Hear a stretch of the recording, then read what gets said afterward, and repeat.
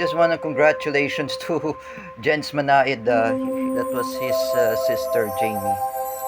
You know, guys, I'm just congratulations of Jamie, but I never comment in Facebook. Congratulations to your wedding. Even to your boyfriend Arnel, not Teacher Vincent's friend, Teacher Arnel. His name is Arnel. Congratulations, I said. It's a beautiful wedding. I do not say it's their own wedding because I didn't heard, I didn't say when I used my Facebook it was a wedding of Jens Manaid's sister. So I just wanna congratulate to Jens because I know he's my good friend. I miss Jens. The time Jens is asking me, he wants to buy me a PS4 because I rejected Jens Manaid. It's very expensive. Jens wants to buy a PS5. Oh, I asked him, wait for PS6. Oh, congratulations to Jamie Manaid. What a wonderful wedding. If I'm saying the wedding, it's a beautiful wedding. Oh, absolutely. This teacher May did not like that picture of Jens. Oh, only me, I always like the post of Jens. I said it.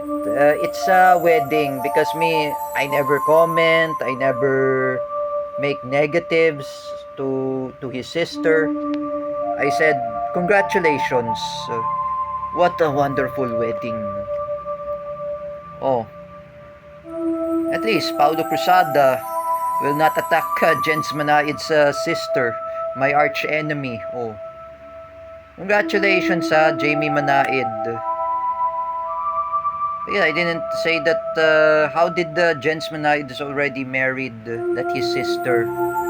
Of course, that was his own sister, and her boyfriend was older than Eskel Penumbra or Teacher Kel. Oh, you remember Arnel right there? That was a wedding, totally. This was a post from my friend Jens. I just want to congratulate to Jamie and Arnel Manaid. That's a wonderful wedding.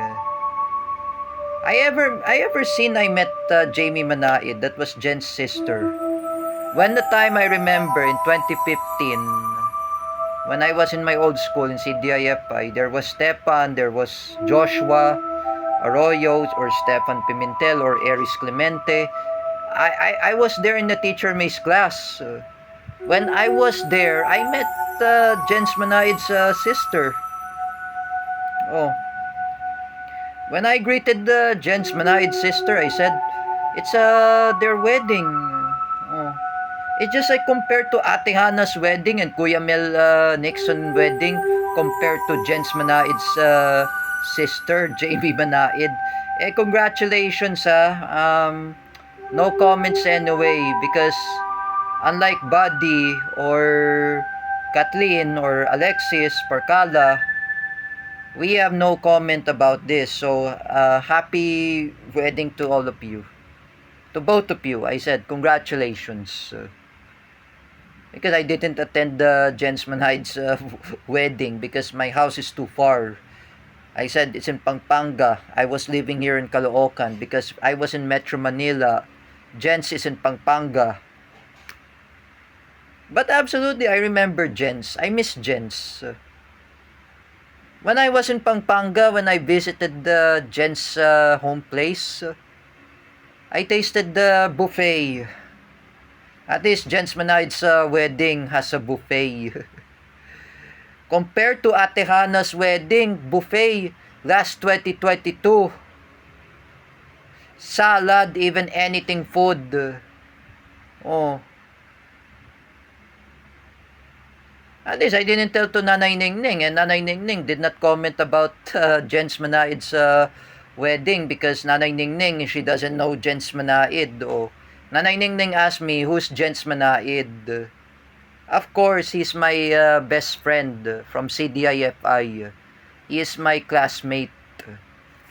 He's my classmate. He is my friend because absolutely he's my best friend. Jens, I treated him as a second brother. Oh. I asked Teacher May, where's Jens anyway? Who will replace Ralph Guevara? Oh. I said that before, Jens will be replaced by Ralph Guevara. So he was my best friend. Because Ralph Guevara is my first best friend. I met Tita Mabel. Oh. The mother of Ralph, and Ralph Guevara's father was a doctor. Oh.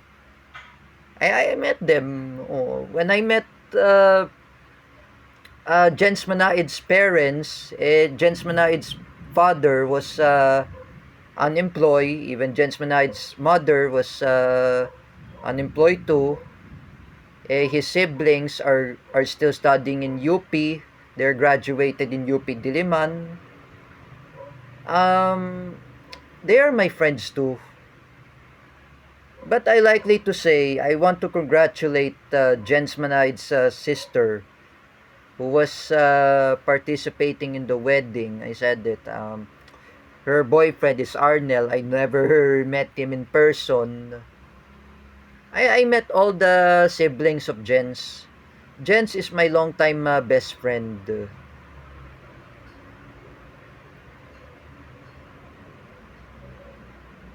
At least I defeated Ate Dina Guillermo. Oh, she is my enemy list. Oh, but I move on from her. I never do that again to her. But I said that congratulations, Jens Manaid. Um, what a wonderful wedding. And I hope you and your, I said to Arnella, that was a boyfriend of Jen's Manaid's sister named Jamie. I said it. Arnel, you take care of your your wife. Uh, Jamie Manaid. I just only advise to Eskel Penumbra, to Teacher Kel, not to get violence against each other. Take care anyway. Take care how to love each other. And mostly, do not fight always.